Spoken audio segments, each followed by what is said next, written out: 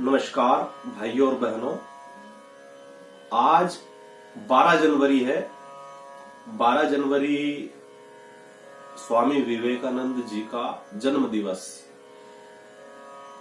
स्वामी विवेकानंद जी कौन थे, क्या उन्होंने किया, क्यों उनका जन्म दिवस मनाया जाता है, युवाओं के प्रेरणा स्रोत क्यों रहे। बचपन का नाम नरेंद्र नाथ दत्त था। स्वामी विवेकानंद हुए। इन्होंने जीवन में खुद का अध्ययन किया। इनका अगर जीवन देखा जाए तो इनकी बहुत सारी बुक यहाँ पर रखी हुई है, आप देख सकते हैं। राष्ट्र को आह्वान, भारतीय विज्ञान, नया भारत गढ़ो, स्वामी विवेकानंद एक जीवनी है, भारत उठो जागो, और भी कई सारी शिक्षा के ऊपर बुक है, शिक्षा आदर्श, व्यक्तित्व का विकास। तो इतनी सारी बुक है। अगर आप इन्हें पढ़ते हैं और आपने गीता अगर पहले पढ़ी है तो इनके जीवन में गीता के अलावा कुछ नहीं देखने को मिला है। इन्होंने जो पूरा जीवन जिया है वो गीता के अनुसार जीवन जिया है। स्वामी विवेकानंद के गुरु हुए स्वामी रामकृष्ण परमहंस। मां भगवती का उनके ऊपर आशीर्वाद, उनका मां भगवती दक्षिणेश्वर मां महाकाली के प्रति प्रेम, उनकी साधना, मां भगवती साक्षात उनसे बात करती थी। स्वामी विवेकानंद की मुलाकात रामकृष्ण परमहंस से एक संगीत प्रोग्राम के दौरान हुई। स्वामी विवेकानंद के मित्र के यहाँ पर रामकृष्ण परमहंस आने वाले थे। उन्होंने एक गायक को आमंत्रित किया था, वो गायक किसी कारणों से नहीं आ पाया। इसके लिए स्वामी विवेकानंद के मित्र ने स्वामी विवेकानंद से कहा कि मेरा गायक नहीं आया है, आप आइए, और ठाकुर आने वाले हैं, आप उन्हें अगर कुछ भजन सुनाएंगे तो ज्यादा अच्छा रहेगा। उसी प्रोग्राम में चलो रे मन जाए घर अपने, ये गीत स्वामी विवेकानंद ने सुनाया। तब स्वामी रामकृष्ण परमहंस पहचान गए कि यही नरेंद्र है, यही मेरा शिष्य है, इससे जन्म जन्म का नाता है। स्वामी विवेकानंद को रामकृष्ण परमहंस ने जो ज्ञान दिया उसी से स्वामी विवेकानंद हुए, अन्यथा बालक नरेंद्र थे। स्वामी विवेकानंद संगीत के बहुत अच्छे विद्वान थे। उन्होंने जो रामकृष्ण परमहंस की आरती गाई है, ध्रुपद गायन है, विलंबित 4 ताल में है, खंडन भव भंजन जगवंदन वंदी तो माय, बंगाली आरती है। तो स्वामी विवेकानंद भारत से क्या चाहते थे और क्यों चाहते थे? स्वामी विवेकानंद भारत को राष्ट्र गुरु बनाने के लिए, विश्व गुरु बनाने के लिए एक नई शिक्षा चाहते थे। स्वामी विवेकानंद के अनुसार अगर शिक्षा का महत्व देखा जाए या शिक्षा की डेफिनेशन देखी जाए तो विवेकानंद जी ने ही एक लाइन में कहा है, education is manifestation of perfection already in man. Vivekananda ji के अनुसार शिक्षा पूर्णता का एक अंश है जो व्यक्ति में पहले से ही दिया हुआ है परमात्मा के द्वारा। तो व्यक्ति को कुछ सीखने की जरूरत नहीं है, सब कुछ अपने अंदर ही है, उसे सिर्फ हमें जागृत करना है। हमारे अंदर असीमित शक्ति, असीमित क्षमता व असीमित अच्छाइयों का एक विशाल स्रोत है। तो असीमित मतलब जिनकी कोई कल्पना नहीं की जा सके, इतनी अच्छाइयां हैं, इतनी ही क्षमता हमारे अंदर है, और इतना ही हम काम कर सकते। असीमित पूर्णता हमारे अंदर भरी हुई है। अब स्वामी विवेकानंद ऐसा क्यों कह रहे हैं कि हम पूर्ण हैं? तो धर्म शास्त्रों की तरफ अगर देखा जाए तो व्यक्ति के हृदय में स्थित आत्मा ही परमात्मा है, ऐसा गीता कहती है। तो जब हृदय में स्थित आत्मा परमात्मा है तो परमात्मा तो परिपूर्ण है, चाहे वो उसका एक अंश क्यों ना हो। तो अगर वो परिपूर्ण है तो फिर स्वामी विवेकानंद जी की ये बात सही है कि शिक्षा एक पूर्णता का अंश है जो हमारे अंदर पहले से ही समाहित है। मतलब पूर्ण ब्रह्म परमात्मा हमारे अंदर बैठा हुआ है। स्वामी विवेकानंद जी के जीवन के विचारों को अगर पढ़े तो उन पे मंथन करे कि ये क्या कहा है और क्यों कहा है। तो स्वामी विवेकानंद जो भारत में शिक्षा चाहते थे वो चरित्र निर्माण की शिक्षा चाहते थे। आज बहुत सारे यूनिवर्सिटी खुल रहे हैं, बहुत प्रकार की पढ़ाइयां हो रही है, पर चरित्र निर्माण की जो शिक्षा है वो स्वामी विवेकानंद जी अपने जीवन में चाहते थे कि पूरे भारत देश में इसी प्रकार की शिक्षा हो, तब भारत विश्व गुरु बनेगा। तो चरित्र निर्माण की शिक्षा क्या है? हम हमारे सिलेबस का सब्जेक्ट का पढ़ते हैं, बचपन से लेकर जहां तक हमें पढ़ना है, 10th 12th यूजी पीजी और आगे पीएचडी तक अनेक डिग्री करते हैं, पढ़ते जाते हैं। इनके पढ़ने के बाद में अगर हमारा व्यक्तित्व स्वामी विवेकानंद जैसा नहीं है तो फिर हमने क्या पढ़ा? हमारा चरित्र अगर ठीक नहीं है तो फिर हमने क्या पढ़ा? आज हम देखते हैं भाई भाई से नहीं बोल रहा है, पड़ोसी पड़ोसी से नहीं बोल रहा है, झगड़े आपस में बहुत होते जा रहे हैं, परिवार संयुक्त से एकल होते जा रहे हैं, अपराधों की संख्या बढ़ती जा रही है। तो ऐसा क्यों? कहीं ना कहीं हमारी मानसिकता, उसका विकास हम नहीं कर पाए हैं। तो स्वामी विवेकानंद ने बहुत सारी अपने जीवन में खोज की है।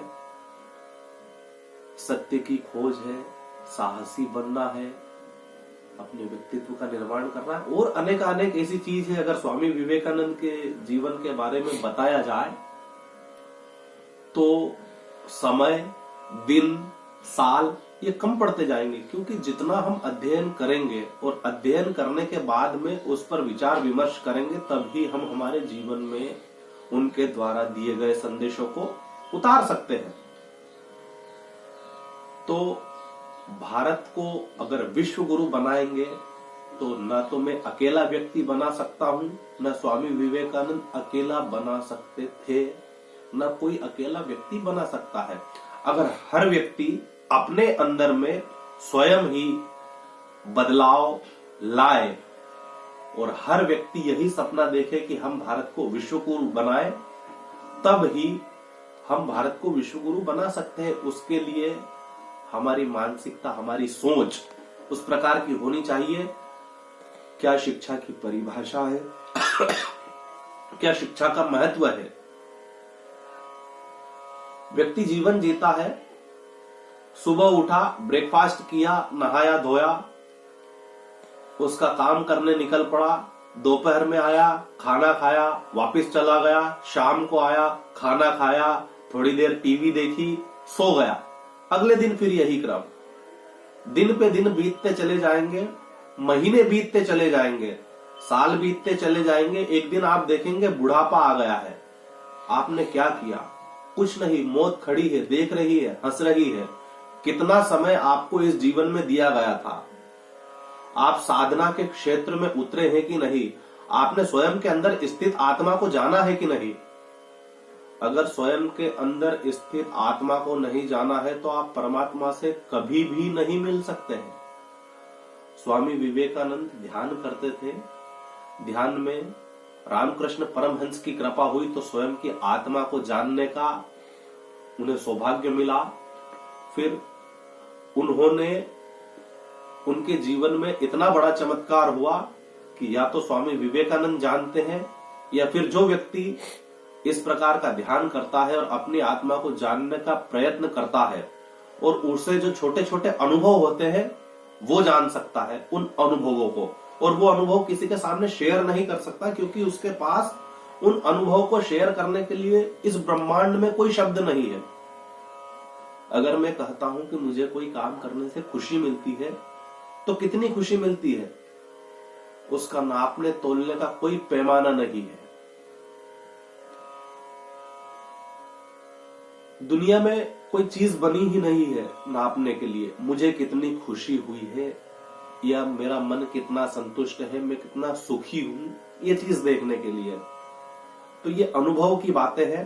तो स्वयं के अंदर स्थित आत्मा को आप जानेंगे तो व्यक्ति के शरीर में 7 चक्र है। आप ध्यान में बैठेंगे, 7 चक्र को आप जागृत कर सकते हैं। आप विश्व के सबसे शक्तिशाली व्यक्ति बन सकते हैं। आप बिजनेस कीजिए, आप राजनीति कीजिए, आप कुछ भी कीजिए, स्वामी विवेकानंद जी के जीवन को आप देखेंगे तो आपको सब कुछ मिलेगा, क्योंकि स्वामी विवेकानंद जी के जीवन में सिर्फ और सिर्फ गीता समाई हुई है। ये इतनी सारी बुक मेरे पास में रखी हुई है, मैंने इनको पर्सनली पढ़ा है। राष्ट्र को क्या कहना चाहते थे, किस प्रकार की शिक्षा, क्या व्याख्यान उन्होंने अमेरिका शिकागो विश्व धर्म सम्मेलन में दिया था। तो हम प्रतिवर्ष मनाते हैं स्वामी विवेकानंद जयंती पर एक दिन कैलेंडर में देखकर, चित्र लगाकर, पूजा करके और कुछ समय योग व्यायाम सूर्य नमस्कार करके और बस हो गया। क्या इसी प्रकार हम भारत को विश्वगुरु बना लेंगे? नहीं। हमें अगर भारत को विश्वगुरु बनाना है तो ये कुछ क्षण के लिए हमारे अंदर आग नहीं होनी चाहिए, ये आग अनवरत जलनी चाहिए। सिर्फ मेरे अंदर ही नहीं, हर व्यक्ति के अंदर खुद से। अगर किसी व्यक्ति को भूख लगती है तो उसे खाना खाने का मैं बोलूं तभी नहीं खाएगा। व्यक्ति को जब भूख लगी ऑटोमेटिक व्यक्ति खाना खाएगा। तो कुछ भी काम हो उसे करने के लिए व्यक्ति को उमंग, उस काम को करने की भूख होनी चाहिए, तब जाके वह काम कर सकता है। तो अगर विश्वगुरु बनाना चाहते हैं तो व्यक्ति के अंदर खुद से उमंग होनी चाहिए, तभी वह कर पाएगा। एक कहावत है, अकेला चना कभी भाड़ नहीं फोड़ सकता। तो हम स्वामी विवेकानंद जी के विचारों से रूबरू होए, वह उन्हें अपने जीवन में उतारे, उन पे विचार करें, क्या कहा है, क्यों कहा है और इसके करने से क्या होगा।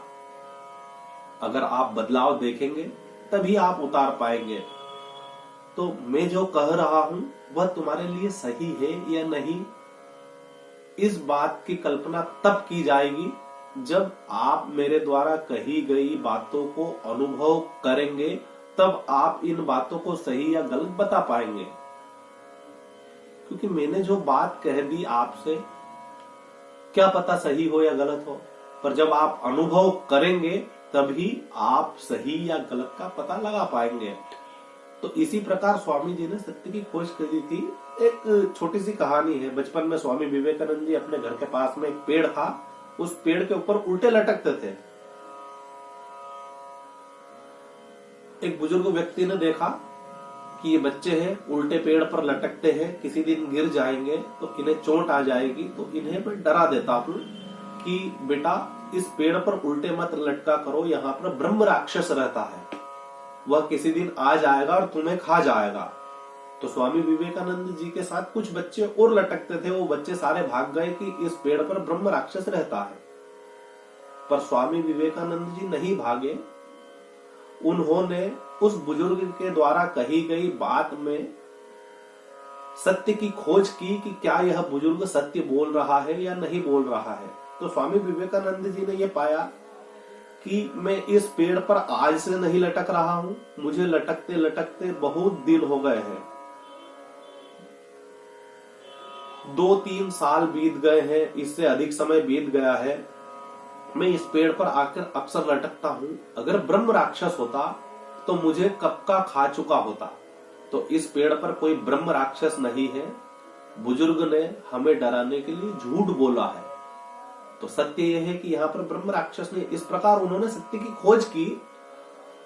तो किसी भी व्यक्ति के द्वारा कही गई कोई बात आपके किसी काम की नहीं है जब तक आप उसे अनुभव नहीं कर लेते। आप अनुभव से ही पता लगा सकते हैं कि सत्य क्या है। ऐसी कई सारी चीज स्वामी विवेकानंद के जीवन में है। उन्होंने कई सारे विकल्प दिए हैं आपके लिए कि आप अनुभव कर सकते हैं। हृदय में स्थित आत्मा परमात्मा है। उस परमात्मा का अनुभव तभी कर पाएंगे जब आप आत्मा को देखेंगे। तो आज स्वामी विवेकानंद जयंती की मैं सभी युवाओं को हार्दिक शुभकामनाएं देता हूं और शुभकामना के साथ यही कहना चाहता हूं कि आप युवा हैं। इस देश को आपकी जरूरत है। आप क्या करें और क्यों करें। देश के युवा नशे में अगर लिप्त है तो वो स्वयं से प्रश्न पूछे कि क्या ये नशा करना ठीक है, इसके करने से क्या होगा, या फिर नशा करने से हम इतिहास के पन्नों में अमर हो जाएंगे। क्या अमर होने वाले कुछ ही लोग हुए, भगत सिंह, स्वामी विवेकानंद, भगत सिंह जी के साथ के साथी लोग, खुदीराम बोस, सुभाष चंद्र बोस, क्रांतिकारी चंद्रशेखर आजाद, झांसी की रानी लक्ष्मीबाई। क्या इन्होंने इतिहास के पन्ने में अपना नाम नशा करके ही अमर किया है? नहीं। सिर्फ हमें जो परमात्मा के द्वारा समय मिला है उस समय की बर्बादी कर रहे हैं। तो हम समय का सदुपयोग करें। किस समय को कहां किस कार्य में लगाया जा सके इस पर विचार करें। तब हम अपने जीवन में कुछ चमत्कार पैदा कर पाएंगे। आज के युग में हर व्यक्ति यही चाहता है कि कोई सीधा सा हमें बता दे और हम वो कर ले और हमारे जीवन में चमत्कार पैदा हो जाए। तो चमत्कार अगर जीवन में पैदा करना है वह अनुभव से प्राप्त हो सकता है। जब तक आप स्वयं अनुभव नहीं करेंगे तब तक आप अपने जीवन में चमत्कार नहीं देख सकते। आप खाएंगे, सोएंगे, काम करेंगे, समय निकल जाएगा, बुढ़ापा आ जाएगा, एक दिन मृत्यु को प्राप्त हो जाएंगे, आपकी तस्वीर दीवार पर टंगी हुई मिलेगी। आप अमर हो गए क्या इतिहास के पन्नों में? आपकी दूसरी पीढ़ी भी आपको याद नहीं रख पाएगी। तो सभी से निवेदन कि देखें स्वामी विवेकानंद जी का जीवन क्या है, क्यों है, पढ़े, विचार करें, अच्छा लगे तो अपने अंदर उतारें। ऐसी शुभकामनाओं के साथ जय हिंद, जय श्री राम, जय मां भगवती, जय श्री कृष्ण।